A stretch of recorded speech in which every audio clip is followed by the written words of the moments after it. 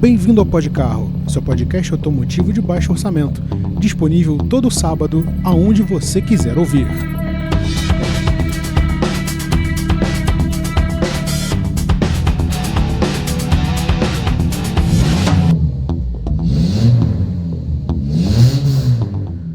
Olá e seja muito bem-vindo e bem-vinda ao Podcarro. Eu sou o Rodrigo. Eu imagino que tenha causado um certo estranhamento esse nosso longo inverno longe do seu ouvido, longe desse podcast automotivo de baixo orçamento. Os motivos são muitos, os motivos são vários, mas a grande verdade é que o Podcarro ele nunca deixou de existir. Ele só entrou num hiato até que considerável, maior até do que eu esperava, mas estamos aqui para trazer novamente esse ambiente que a gente gosta tanto, nesse ambiente que a gente construiu lá em 2019, tudo aquilo que é relevante ao universo automotivo, tudo aquilo que é importante para você, meu amigo e minha amiga, que gosta muito de carro, que está aqui com a gente em mais uma edição especialíssima do Podcarro. Para quem não me conhece, eu sou Rodrigo Tavares, eu sou jornalista especializado em automóveis, no caso, um jornalista automotivo. E esse programa nasceu em 2019 para poder reunir a galera que gosta muito do universo automotivo e tornar-se um ambiente onde a gente possa falar, dar nossa opinião sobre este assunto. Se você quer conhecer um pouco do nosso trabalho anterior, você pode conferir a gente no @podcarro, tanto no Twitter quanto no Instagram, e tem os nossos episódios antigos, você pode conferir tanto no YouTube como também no Spotify ou no seu agregador de podcasts favorito. Bom, é óbvio que tem muita coisa pra gente desempacotar, tirar as teias de aranha do GPC, que é o Grupo Podcarro de Comunicação, mas a gente vai fazendo isso ao longo do tempo porque a gente tá com um tema muito bom nas mãos pra deixar passar batido. E obviamente esse programa não é feito apenas a duas mãos. Eu conto com a presença do meu co-apresentador, amigo de fé, irmão camarada, Maurício Campelo. Salve, salve, rapaziada. Estamos de volta, né? E voltando com o pé no acelerador, pé no porão. E vamos que vamos. Bom, antes de mais nada eu quero agradecer a presença de você por estar aqui com a gente. E também ao ouvinte que deve ter tomado um susto de ter visto a notificação, de ter entrado no seu agregador de podcasts ou no YouTube. Ué, os caras voltaram do nada? Sim, a gente voltou do nada, porque o tema é bom, o tema é ótimo e a gente não pode deixar passar. E que tema é esse? Se você já não leu pelo título da introdução, ou viu pela thumbnail, o Salão do Automóvel finalmente retornou às praias brasileiras, ao universo nacional. Depois de um período bem grande, o salão ficou em off desde 2018.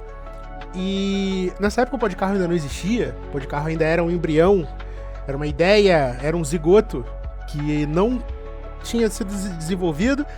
E a gente já lamentava o fim do salão por causa do desinteresse das montadoras e da mudança do público e o fim dos salões europeus e por aí vai.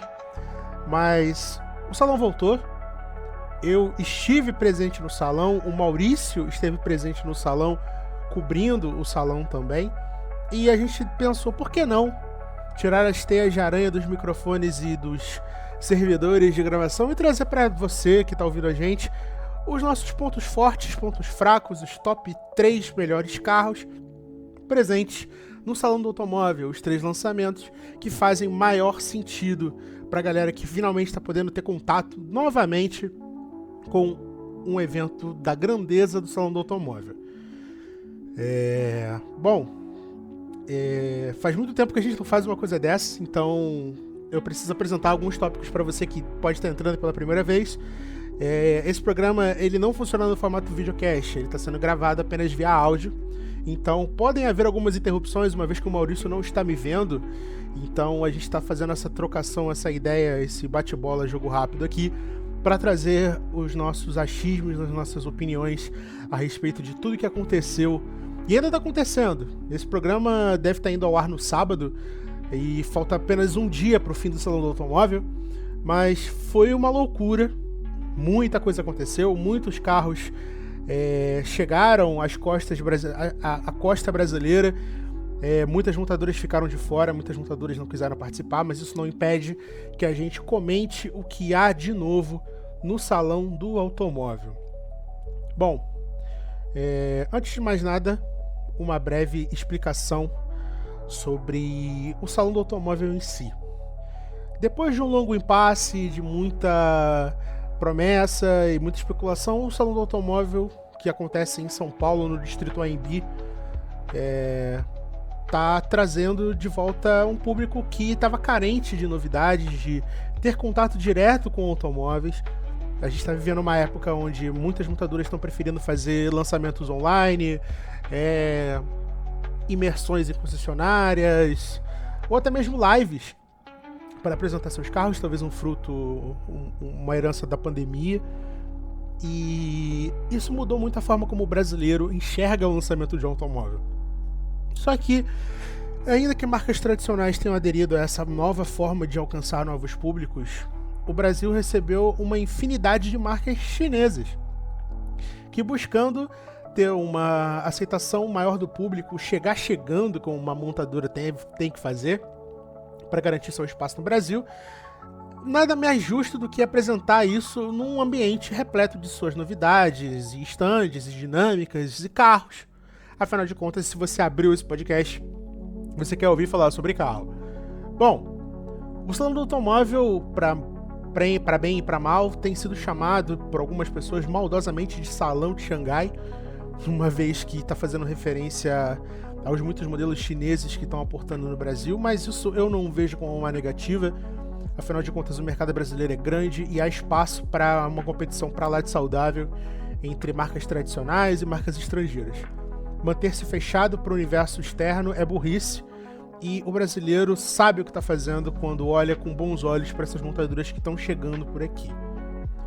Porém, como era de se esperar, como cabe a nós enquanto jornalistas, é observar o movimento dessas montadoras e as novidades, sejam elas tradicionais ou não, que aportam no Brasil hoje. O meu top 3, ele começa com um carro que eu imagino que seja também, ou esteja na lista do Maurício ou não, mas que é uma coisa que já era muito esperada, e eu confesso que eu fiquei muito feliz quando eu descobri que esse carro estava vindo para o Brasil, que é o Toyota GR Yaris.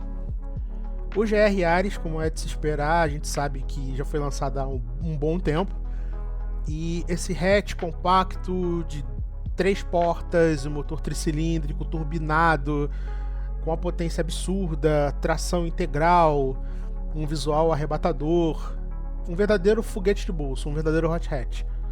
E há tempos que a gente fala disso no Podcarro, do desejo de conduzir esse carro, do desejo de conhecer esse carro, de vê-lo no Brasil, mas isso era um sonho distante. Eu mesmo, em uma viagem de trabalho, quando estava cobrindo um evento da Ford na Argentina, eu consegui ver um GR Yaris na rua. Eu lembro da euforia de ver aquele carro com um som grave, pintura preta, e mesmo de noite o carro era muito bonito. Eu ficava, cara, esse carro no Brasil pode custar o que for, ele vai fazer sucesso. E a gente via algumas inserções, a Toyota apresentou aqui, apresentou acolá, e a gente nunca via ele de perto e tal. E agora finalmente o carro chegou. E no meio do salão foi uma coisa muito legal de se ver, porque apesar do outro grande lançamento da Toyota, que recentemente passou por uma microexplosão atmosférica na fábrica deles aqui no Brasil, numa das fábricas, na verdade, e atrasou a produção deles até o ano que vem, e acabou trazendo a vinda do Yaris Cross, que é um carro que a gente não vai comentar aqui. Não sei se o Maurício vai, mas eu pelo menos não vou.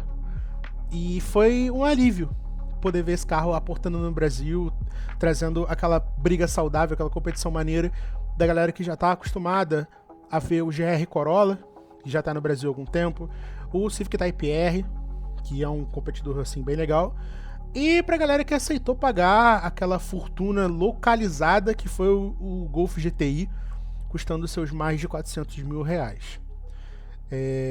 Eu acho que isso é bastante benéfico para o mercado de esportivos. Eu acho que o público precisa ver esses competidores de nível europeu e asiático disputando espaço no mercado nacional, até porque nós não somos menos ou mais especiais que outros mercados. A gente merece sim ter um gostinho do que a Toyota tem de melhor no seu line-up de esportivos, né, da linha GR. Se não traz o Supra, GR Yaris nos servirá. E você, Maurício, o que você acha disso?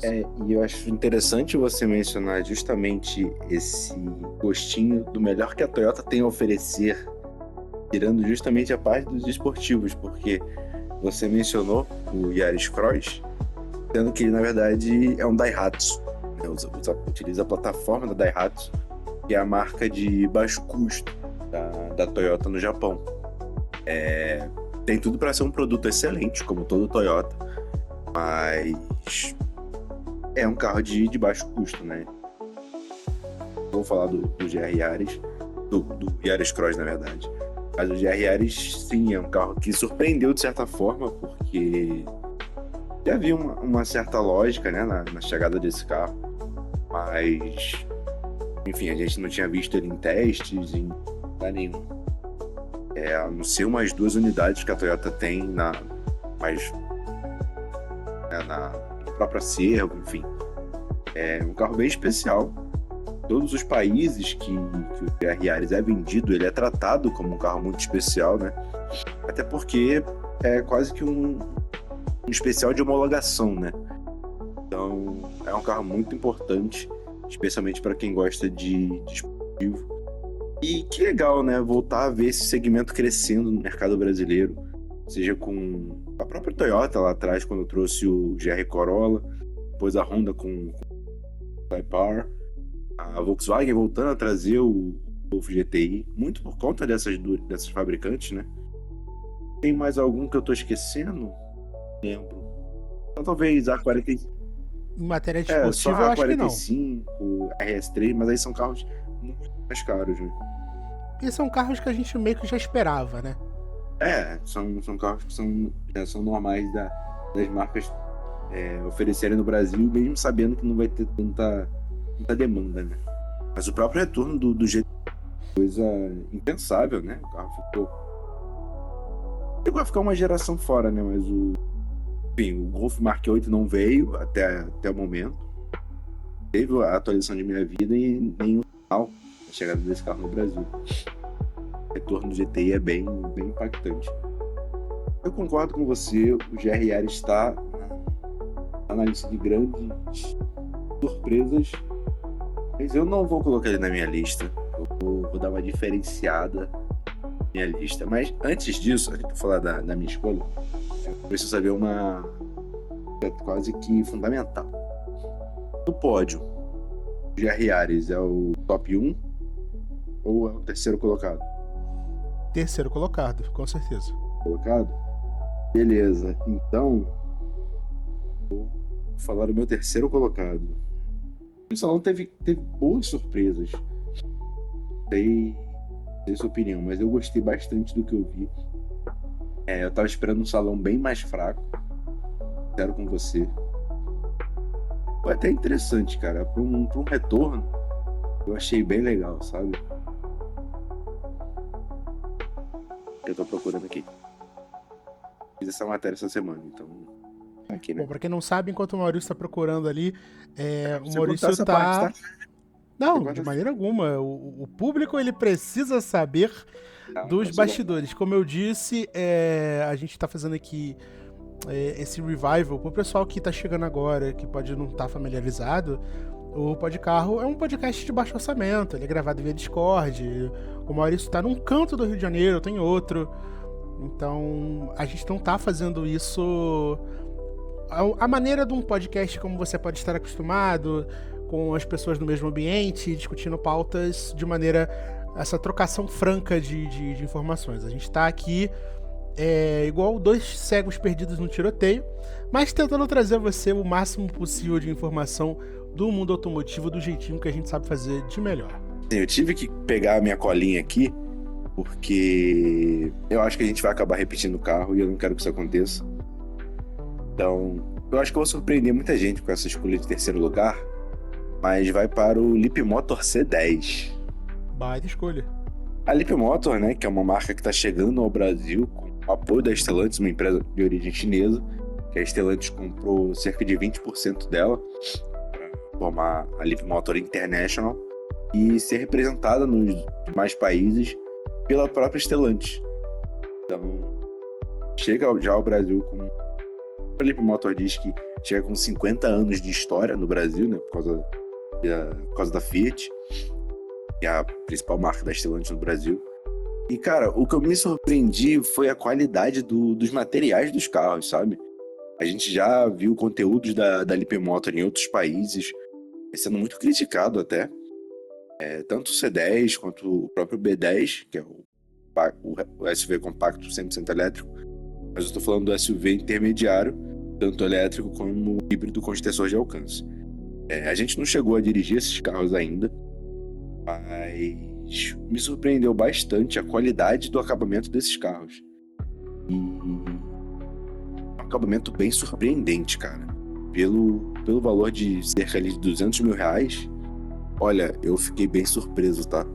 Porque você tem couro sintético em todos os lugares, basicamente, onde a sua pele vai encostar. Mesmo o acabamento daquela parte superior da porta, perto da janela, tem um material diferenciado ali. Não é um plástico extremamente rígido, sem textura, não. Tem ali um tipo de revestimento, sabe? Mostrando que tem um cuidado ali com o produto e com o interior do carro. E é justamente, pode não ser onde o cliente vai passar, vai ficar com o braço apoiado, mas é o tipo de coisa que é muito percebido, especialmente quando se fala em questão de valor, sabe? Clientes, e óbvio, R$200 mil não é uma coisa... Tem um carro no Brasil, um carro zero quilômetro no Brasil é barato, mas o cara que compra um carro de 200 mil, ele tá esperando um certo requinte, né? Então, são esses pequenos detalhes que acabam fazendo bastante diferença. E, dependendo da configuração, não lembro se o C10 tem, é só no C16. O carro pode vir equipado até com uma geladeira. Então, cara, são tecnologias inovadoras, né? E com bom nível de acabamento e um preço relativamente acessível. Então, é por isso que a Lippe Motor me surpreendeu. Além, claro, da tecnologia de um híbrido de extensor de alcance, que ele funciona basicamente como um carro elétrico em todas as situações, porque o motor, a combustão não traciona as rodas. E a gente tá falando, inclusive eu sou obrigado a dizer, o Lippe Motor C10 ele entra na minha lista, só que eu coloquei um pouco a mão na consciência porque apesar dos bons atributos do carro, eu acho um carro bonito, eu acho que o acabamento é de boa qualidade. A gente teve acesso no salão a uma versão com um acabamento em tom caramelo um pouco mais clarinho, e à primeira vista eu achei muito bonito, mas eu comecei a enxergar com os olhos de uma pessoa que mora num lugar muito empoeirado, e com o tempo e com o sol eu acredito que esse material vai se deteriorar mais rápido. Talvez não seja do agrado do público geral brasileiro o interior nessa cor, porque o público brasileiro ainda é muito conservador e é muito pouco permissível com cores internas, apesar dos BYD hoje em dia terem um visual, uma interna um pouco mais clara, com uns tons que fogem do preto, do cinza.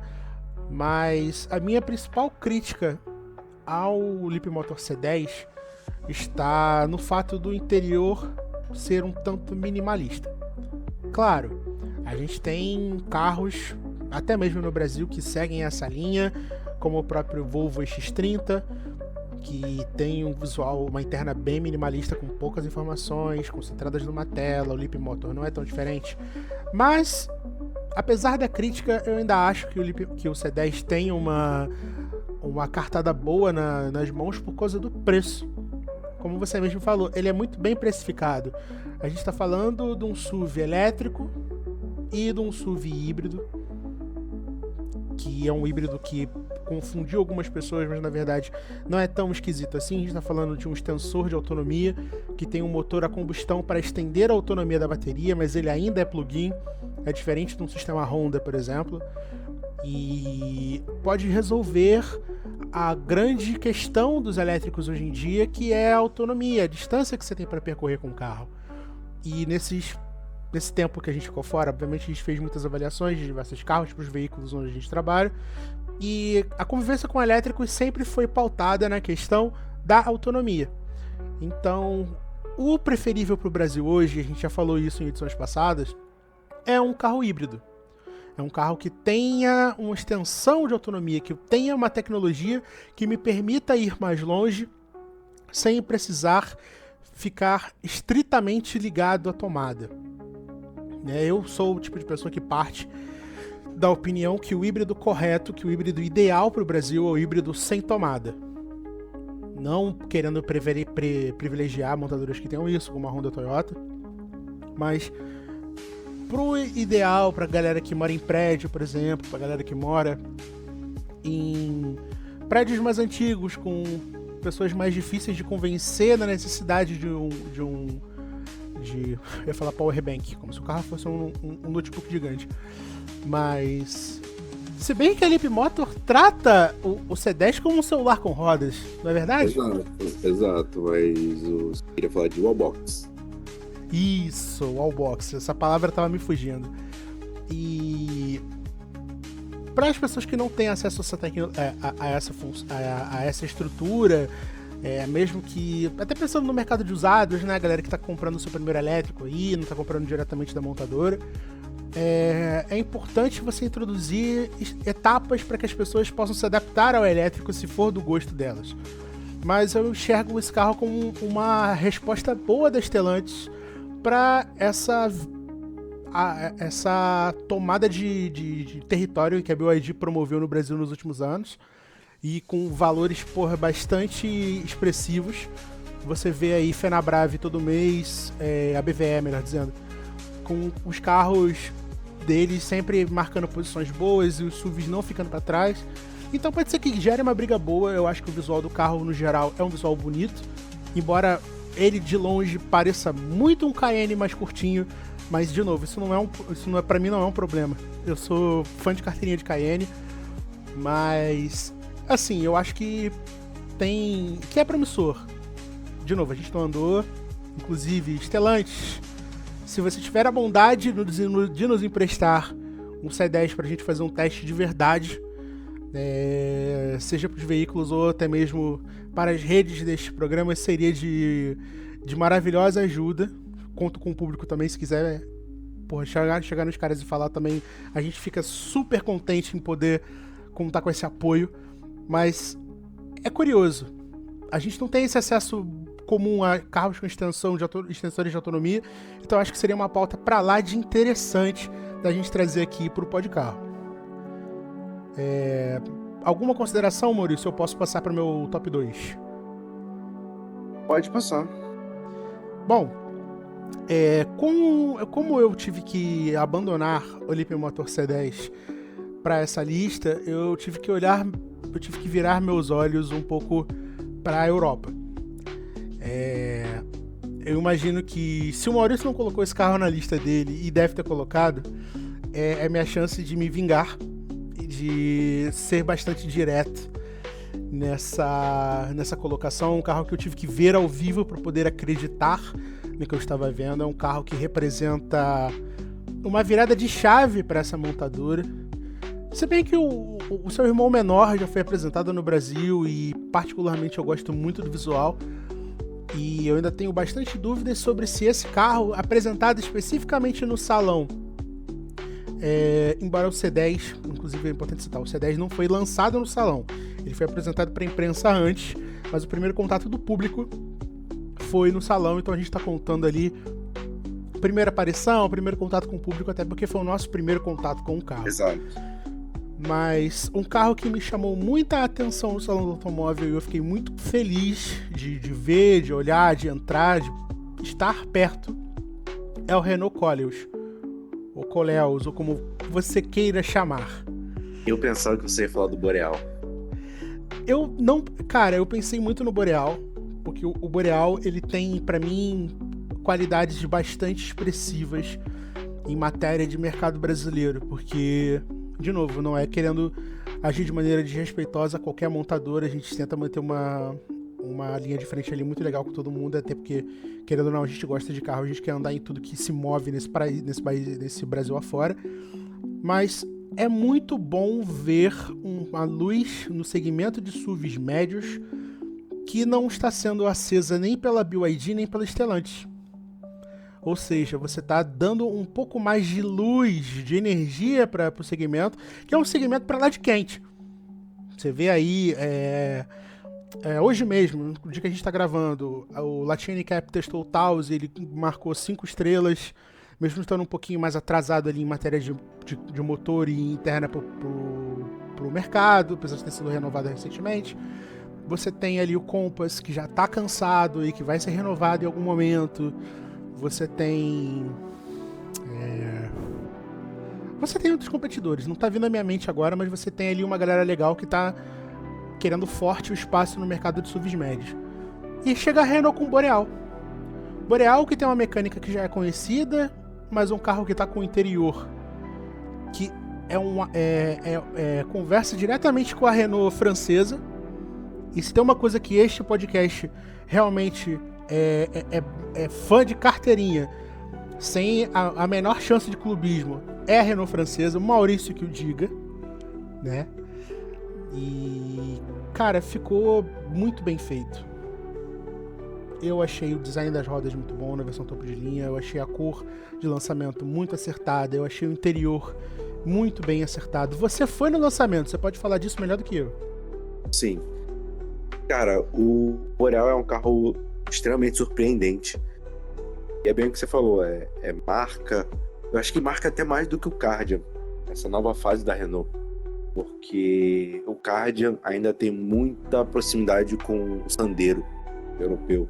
Sim. Mas seja completamente diferente do Sandero anterior, ainda é o Sandero. Né? E o Boreal não, o Boreal é um produto completamente novo. Tem inspiração em Ada, que vem da Dacia. É uma plataforma a mesma do Kardian, mas é uma plataforma própria, digamos assim. Então é um carro que é muito interessante, eu estou muito ansioso para um dia poder avaliar. E, cara, como a gente repetiu, né, o Koleos também é o meu segundo colocado, acabar falando bastante dele, cara, porque era um carro que eu estava muito ansioso para ver. Eu tinha um sentimento muito forte de que ele ia chegar ao Brasil. Ele já estava sendo testado aqui há um tempo, mas foi lançado na Argentina tem uns 2, 3 meses. E quando ele foi lançado na Argentina, eu tive a certeza de que ele ia vir para o Brasil. Cara, o Koleos de novo, é uma Renault diferente. E ele é fruto da parceria da Renault com a Geely, da chinesa Geely, né? Continuando na pegada de salão de Xangai. Mas é feito na Coreia do Sul, cara, é um produto muito mais próximo da Renault europeia, sabe? E é um carro que tem um porte interessante, um sistema híbrido pleno, que não tem extensões de alcance, mas também não precisa ser recarregado na tomada, o que para muitas pessoas é bom. É um sistema parecido com que a Toyota já usa, a Honda utiliza, então é um sistema que não vai dar dor de cabeça para o usuário, pelo menos, né, no momento inicial da compra. Cara, e é um carro que vai valer muito a pena conhecer, porque, de novo, é diferente de tudo que você está acostumado de Renault. O mesmo serve para o Boreal, um pouco para o Kardian. A Renault está numa fase completamente diferente no Brasil e vale a pena dar uma olhada. Esse carro vai ser vendido a partir do segundo trimestre, versão única, a Sprit Alpine, que é a divisão esportiva, digamos assim, da Renault. Cara, vale muito a pena. São apenas 5 lugares, o que pode frustrar algumas pessoas. Não teve preço definido, mas não deve vir barato. É por conta do preço do Boreal, né, que é 220 mil. É um carro feito no Brasil, imagina um híbrido importado da Coreia do Sul ainda. Então o preço não vai ser uma coisa muito interessante do Koleos. Mas, cara, os bancos são o ponto alto. O painel de instrumentos, a multimídia e a tela auxiliar, né, são 36 polegadas, se eu não me engano, de telas. A gente ainda não sabe como vai ficar essa questão, né, essa tela para o passageiro, porque tem a questão de homologação no Brasil, mas enfim. É um carro que vale muito a pena, cara, porque ele tem uma posição de dirigir. Me lembrou do Megane, por incrível que pareça. Óbvio, de novo, a gente não conseguiu testar, e desempenho não vai ser a mesma coisa do Megane. Mas, sabe, eu acho que só de ver o requinte refino de um Renault mais luxuoso já mostra que é um carro muito, muito interessante, sabe? Só reforça essa pegada, essa nova fase da Renault. E reflete Sim. também o mercado brasileiro, que carros de entrada não fazem mais tanto sentido. Sim. Não é o que o público quer mais, né? Apesar de todo mundo reclamar que carro tá caro, sim, carro de fato está caro. Tu aceita pagar bem mais caro em veículo, pelo menos entrega. De novo, a percepção de valor, percepção de requinte. Sim, as coisas mudaram drasticamente. Inclusive é importante trazer para o nosso ouvinte o seguinte: quando a Renault começou o plano Revolution, se eu não me engano, acho que o nome é esse, se não for alguma coisa muito próxima, eles Não for colocaram Revolution, é Renolution. Renolution. Quando a Renault começou esse projeto, Na já com. verdade, acho que, se eu não me engano, tá? O Renolution é global e na América do Sul tem um outro nome. O Renolution é um, International Game Plan é outro. Acho que o Brasil tá no International Game Plan 2027 ou 2030. E aí envolve Brasil, Turquia, países emergentes, né? Sim. De todo modo, a Renault, com esses dois planos, ela virou para o público e falou: olha só, estamos largando a Dacia de mão e vamos vender carros de maior valor agregado. O que isso significa? Significa que não estamos preocupados com quantidade, e sim com qualidade.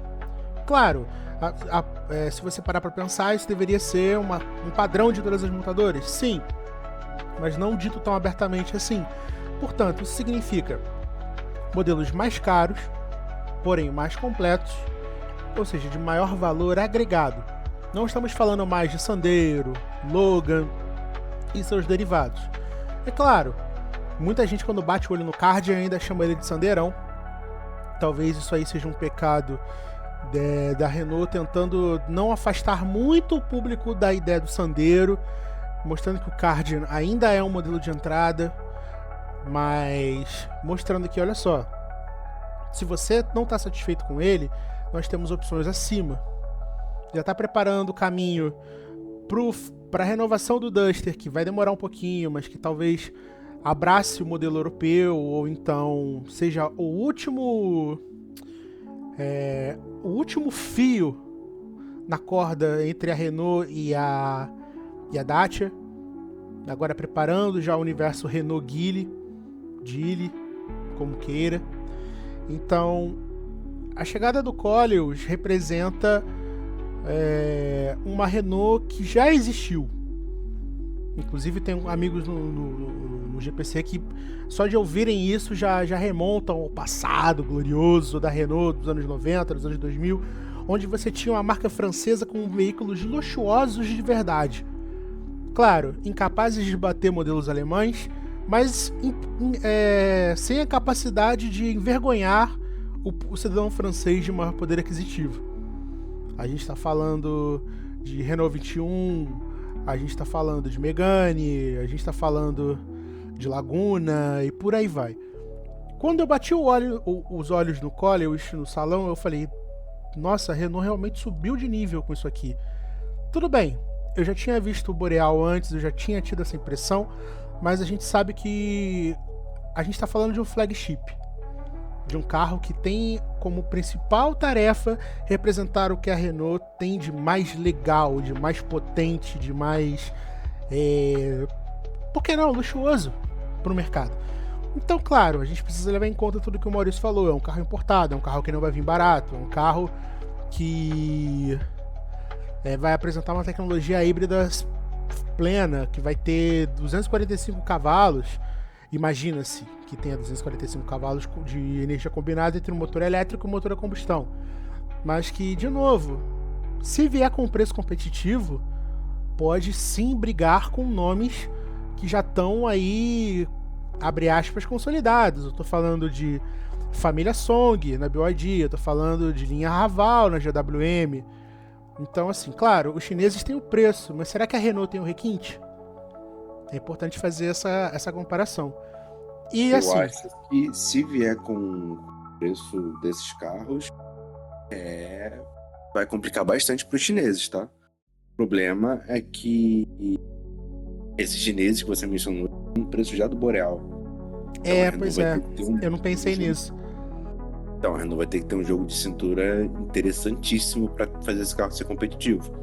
E além disso, também, se conseguir esse preço, vai ter que aceitar perder o Boreal, perder a venda do Boreal.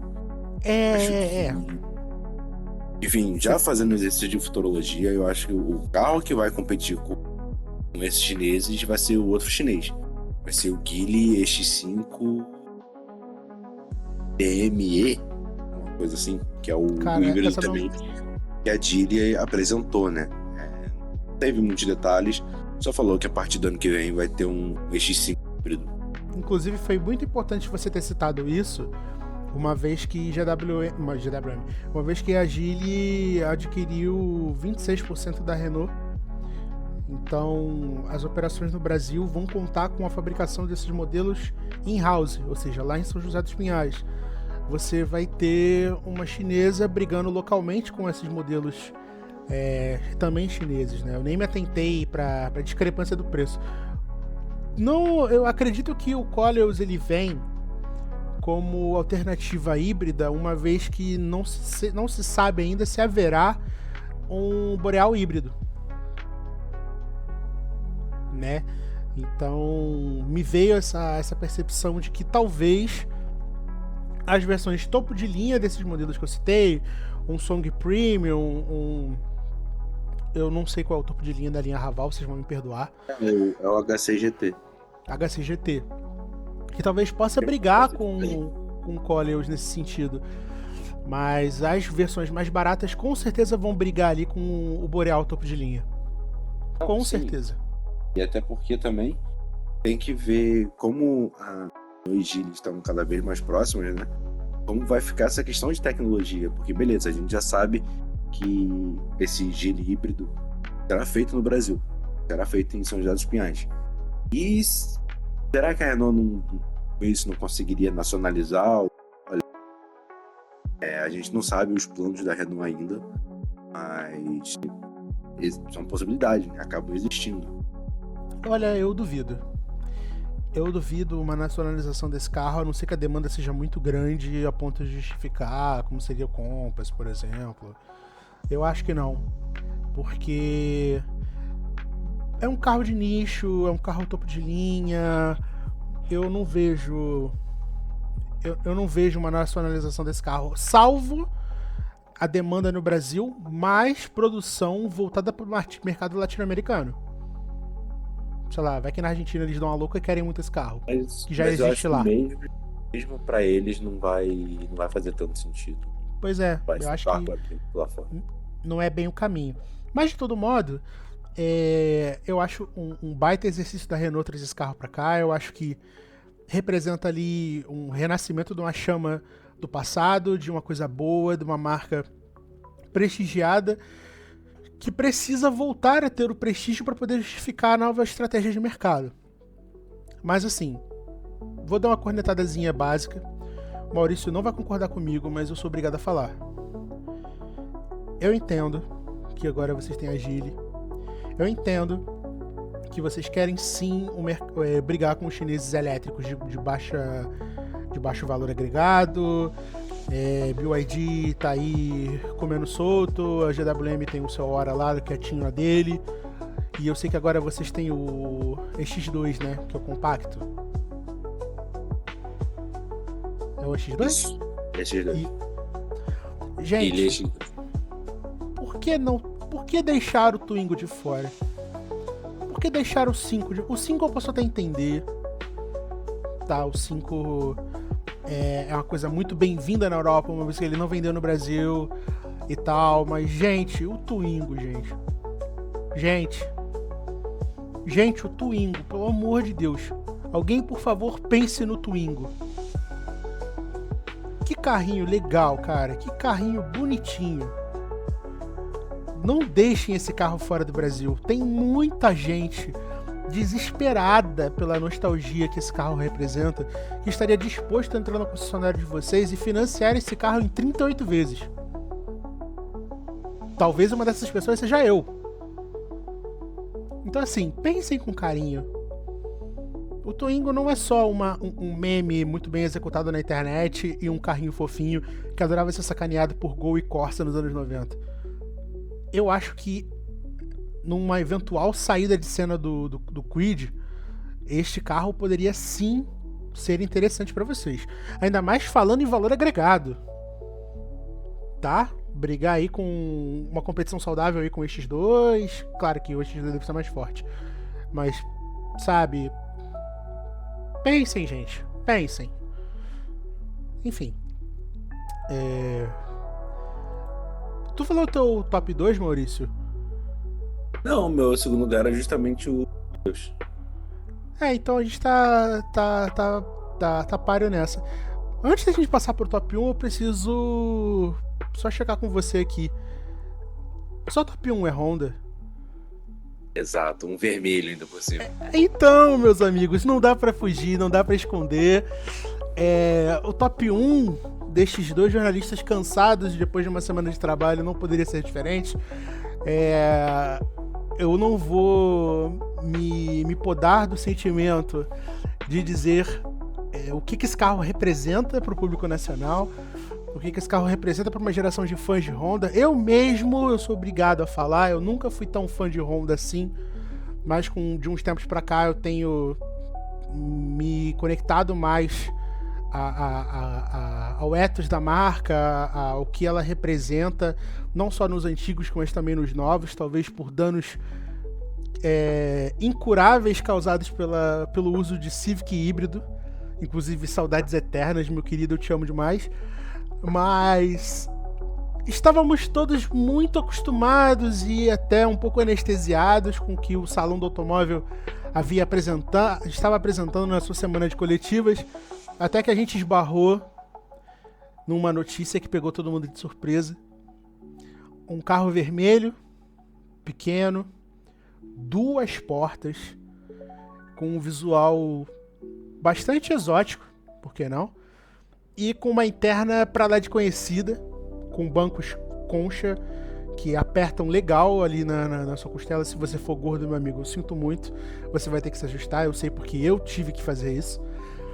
Mas não é ninguém mais, ninguém menos do que ele, o lindo, o inexorável, o maravilhoso Honda Prelude. Sim, o Honda Prelude está de volta às terras brasileiras, a essa terra maravilhosa, esse Brasil que dá coco, essa coisa maravilhosa, esse Brasil varonil. Sim, teremos Honda Prelude no mercado brasileiro no ano que vem. Eu não sei o que falar. Eu vou passar a palavra pro Maurício enquanto eu tomo um ar aqui. Assim, eu lembro exatamente a ordem das coletivas, né? Então a Honda foi a primeira, antes da Toyota. E a Yaris foi apresentada depois. Mas, de novo, o Yaris a gente já tinha uma... Fazia lógica esse carro vir no momento, ou pelo menos ser mostrado no salão. Agora, o Prelude foi, assim... Foi surpreendente, todo mundo que estava assistindo as coletivas ficou impressionado com esse carro, porque é um carro que foi lançado recentemente globalmente, né? E está sendo alvo de muitas polêmicas pelo preço, então assim, soma esses 2 motivos. Um coupé esportivo no Brasil já não faz muito sentido. O carro que está sendo alvo de críticas pelo preço, quando vier para o Brasil vai ser ainda mais caro. Mas a Honda aparentemente não quis nem saber.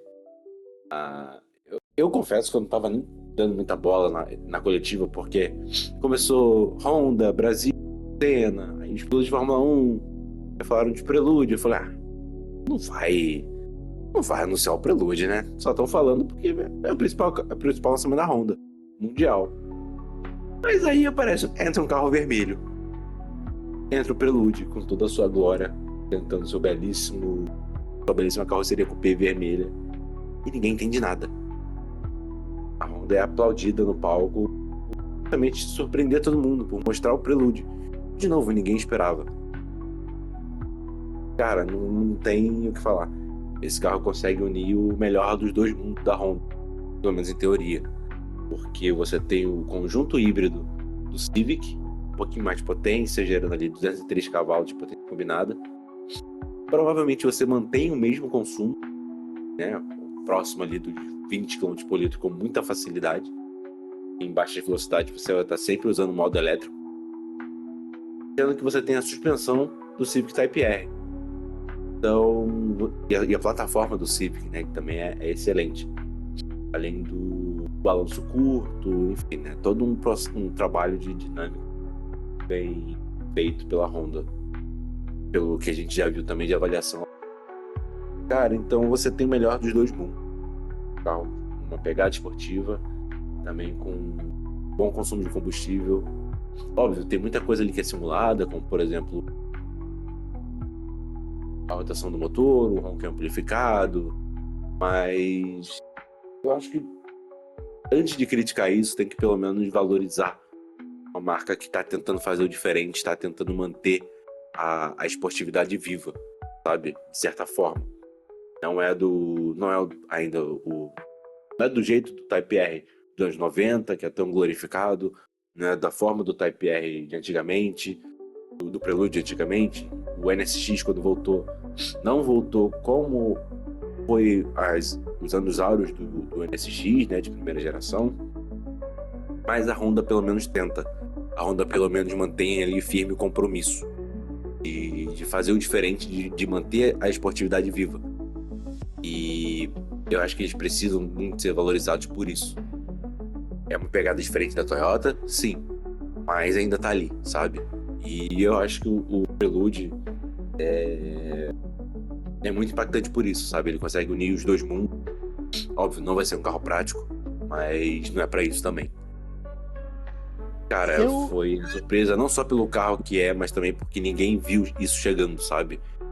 Sei lá, o Peugeot 208 GTI 100% elétrico veio pro salão, mas todo mundo viu chegando, né? Porque o carro foi flagrado no aeroporto. Não era nem ser exibido, ia ser mostrado, olha, tem isso aqui na Europa, não sei quantos cavalos e etc.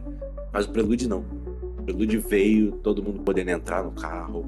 E a Honda já falou, olha, 2026 a gente vai estar vendendo. Se quiser, já vai juntando os trocados aí e vai poder comprar.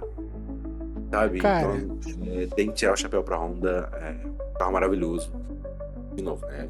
Alô, Honda. Quer testar. Cara, eu não tenho que tirar uma vírgula do que você falou. Inclusive eu preciso aparar uma aresta aqui muito clara. A gente não tá falando de uma linha esportiva ao estilo Toyota GR, porque inclusive eu não mencionei isso. O Toyota GR Yaris vai ser vendido no Brasil com câmbio manual e automático, ou seja, é um afago pra galera que gosta de dirigir, pra galera que só quiser andar rápido e usar um carro no dia a dia com uma potência considerável, entendeu? Então você tem as duas opções de câmbio, que eu imagino que em algum momento um dos dois vai ser descontinuado no Brasil porque não vai ter demanda, mas enfim, voltando ao Prelude. É importantíssimo sanar uma coisa. Não estamos falando de um carro com as mesmas credenciais de um Civic VTI, de um Civic Type-R dos anos 90, do Prelude dos anos 90, com a sua roda traseira esterçante e aquele visualzinho. É um GT. É um GTzinho. É um Grand Tourer pequeno. O porta-malas não é tão grande, o visual dele é literalmente um Honda Civic com duas portas e cortado em 45 graus. Aquela traseira ali é meio odeio e pra mim parece um pouco Porsche, mas de novo, onde que parecer um Porsche é um ponto negativo. Eu mesmo não acho. Mas, de novo, é um carro importante. É um carro muito importante porque a Honda tá deixando claro para o mercado brasileiro que estamos conectados com o resto do mundo, não estamos deixados para trás, podemos ter acesso ao que existe de mais tecnológico da marca. Tudo bem, a gente sabe, tem um Civic Type-R, tá, eu entendo, Mas a gente sabe que o público da Honda não está extremamente disposto a entrar num concessionário e tirar um Type R amanhã. Ainda mais se a gente considerar valores como 329 ou 349 Type R. O preço, se a gente considerar também o público da Honda. A gente sabe que o público da Honda é uma galera um pouquinho mais conservadora, um pouquinho mais velha. Sim. E o Type R é um carro completamente contrário disso, né? O interior vermelho, uma transmissão manual, uma suspensão provavelmente bem mais rígida, um carro muito baixo, pneu de perfil baixíssimo, enquanto o Prelude tem uma suspensão um pouquinho mais elevada, pneu, acho que alguns milímetros, deve ser 5 milímetros maior, né, em altura, que acaba fazendo muita diferença. Pode parecer pouco, mas faz muito. Sim, exatamente. E por se tratar de um carro mais usável, ele acaba ocupando uma posição ali. Claro, ele deve vir acima do Civic, ele deve vir, sabe, meio caro. Eu não duvido nada. Ninguém sabe se essas vendas no Brasil vão ser com unidades limitadas, se vai ser. Acho que não. Mas enfim, cabe até a gente ver com a Honda depois exatamente quais são as intenções dele com o Prelude no Brasil. Mas é um carro importante porque está deixando claro que o mercado não é composto apenas de SUVs, não é composto apenas de carros mundanos. Você vê que a Honda, por exemplo, é uma das poucas montadoras hoje no Brasil que, além de oferecer os seus SUVs ali, ainda oferece uma cartela de sedãs, que é uma coisa muito difícil de se ver. Tá, são sedãs com preços bem altos e pouca aceitação de mercado, porque o público já migrou para SUVs. São. Mas não deixa de ser importante de citar que é muito difícil hoje você entrar na montadora hoje e falar: tá, você pode escolher entre um sedã médio e um sedã grande, são híbridos e tem conjuntos bastante econômicos. E aí? E se você gosta de sedã, você faz o quê? Você vai em outra montadora? Acho difícil. A Honda tá aí. Então, o Prelude é apresentar o que existe de positivo no Civic híbrido e o que tem de legal no Civic Type R. Você vai me desculpar, mas pra mim é o melhor dos mundos. Claro, não é um esportivo com câmbio manual, ele não é isento de críticas, ele vai pecar em muita coisa, até porque se você pega um carro para ser um Grand Tourer e bota essa expansão do Civic Type R, significa que esse carro vai ser duro de usar nos terrenos acidentados do Brasil, por exemplo.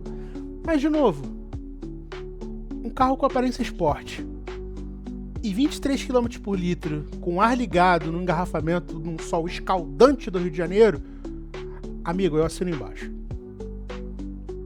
Mas você não é... Meu podcast. Eu posso falar isso. Faço muito gosto. Mas seria também o seu dinheiro, né? Cara, exatamente. Dinheiro pra comprar um Prelude. Eu não queria guerra com ninguém, sabe? Só queria eu e meu Prelude outro mundo. E tá tudo bem. E tá tudo bem, cara. Porque a gente tem que, sabe, se atentar pro fato de que...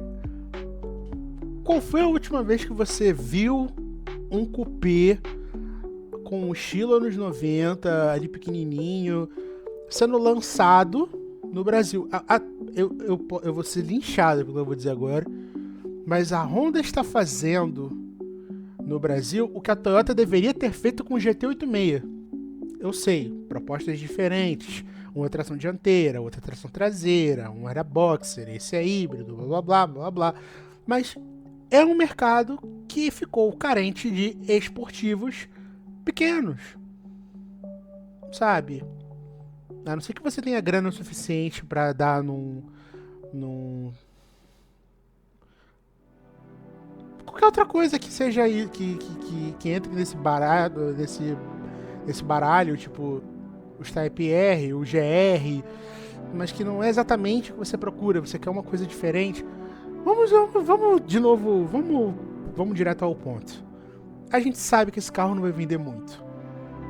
A gente sabe que pouca gente vai comprar esse carro, a gente sabe que o público não vai fazer filas na porta da Honda para pegar um Prelude.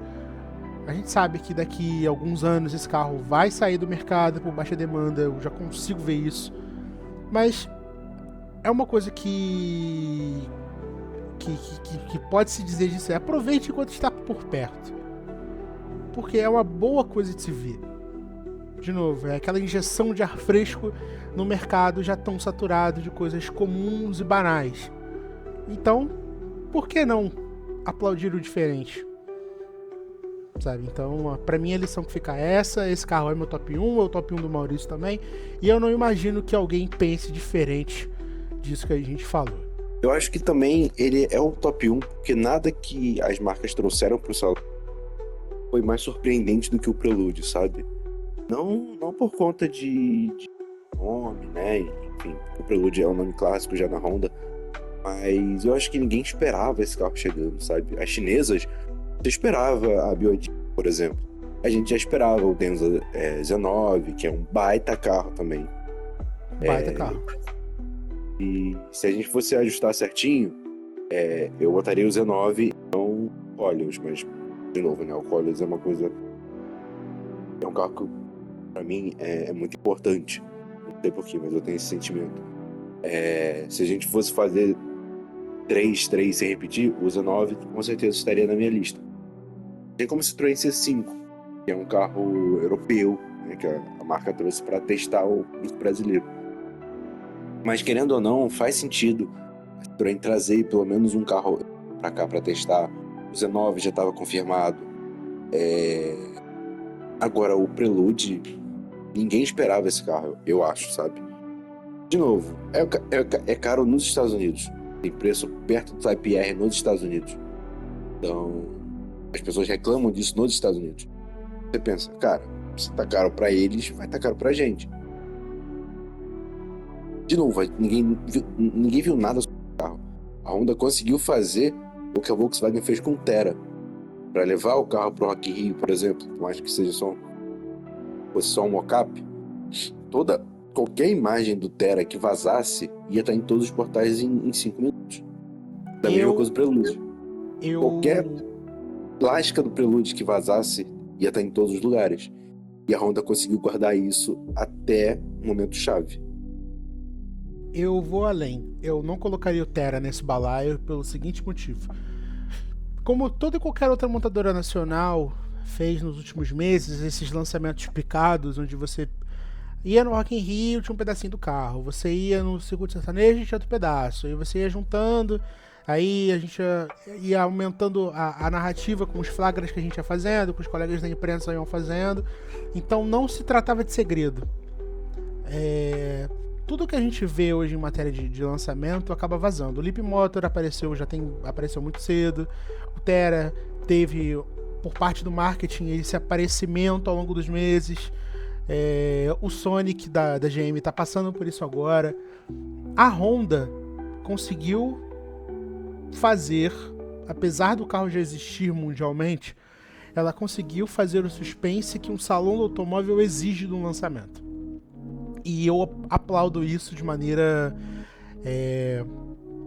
bastante assim generosa. Digo mesmo do Yaris também, tá? Porque ninguém tava esperando o Yaris.